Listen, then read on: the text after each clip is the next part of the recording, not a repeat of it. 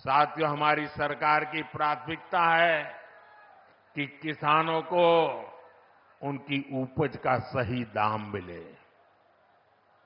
आज पहले की तुलना में कई गुना बढ़ी हुई एमएसपी दी जा रही है।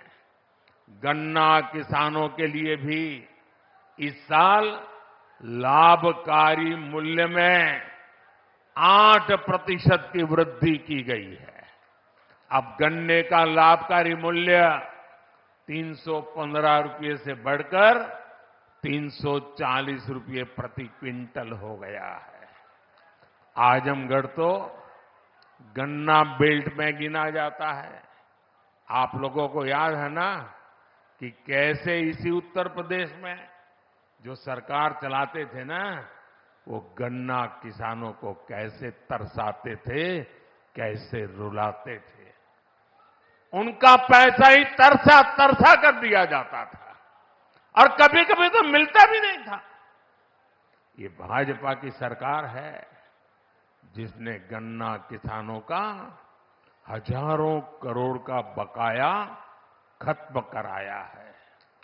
आज गन्ना किसानों को सही समय पर गन्ने का मूल्य मिल रहा है। गन्ना किसानों की मदद के लिए सरकार ने और भी नए क्षेत्रों पर बल दिया है। पेट्रोल में मिलाने के लिए गन्ने से इथेनॉल बनाया जा रहा है। खेत में जो पराली है उससे बायोगैस बन रही है। इसी यूपी ने चीनी मिलों को कोड़ियों के दाम बिकते और बंद होते देखा है। अब चीनी मिलें भी शुरू हो रही हैं और गन्ना किसानों का भाग्य भी बदल रहा है।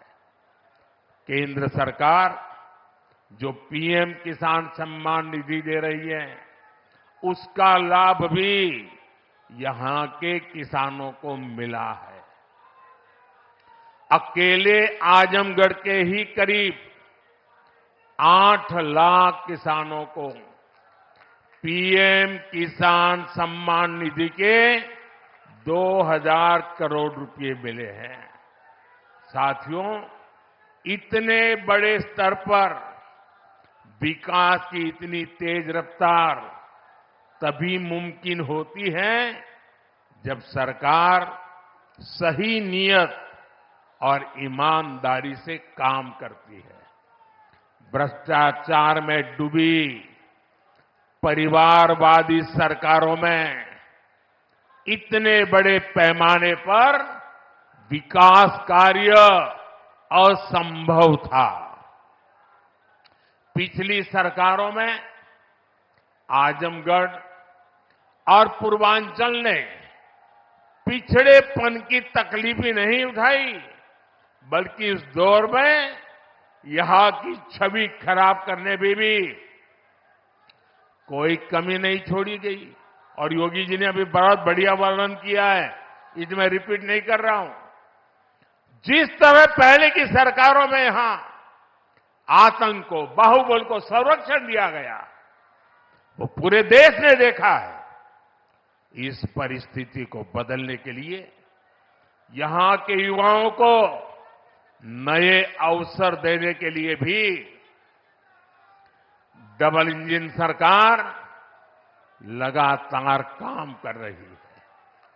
हमारी सरकार में यहां युवाओं के लिए महाराजा सुहेलदेव राज्य विश्वविद्यालय की नींव रखी गई, उसका शुभारंभ भी किया गया। आजमगढ़ मंडल के हमारे युवाओं को लंबे समय से शिक्षा से लिए बनारस, गोरखपुर या प्रयागराज जाना पड़ता था। बच्चों को दूसरे शहर पढ़ने के लिए भेजने पर मां बाप पर जो आर्थिक बोझ पड़ता है, वो भी मैं समझता हूं। अब आजमगढ़ का ये विश्वविद्यालय हमारे युवाओं के लिए उच्च शिक्षा के रास्ते को आसान करेगा। आजमगढ़, महू, गाजीपुर और इसके आसपास के कई जिलों के बच्चे इस यूनिवर्सिटी से शिक्षा ग्रहण करने आ सकेंगे। आप लोग बताइए, ई यूनिवर्सिटी बन जाए से आजमगढ़ मऊ वालन के फायदा होई के ना, होई के ना?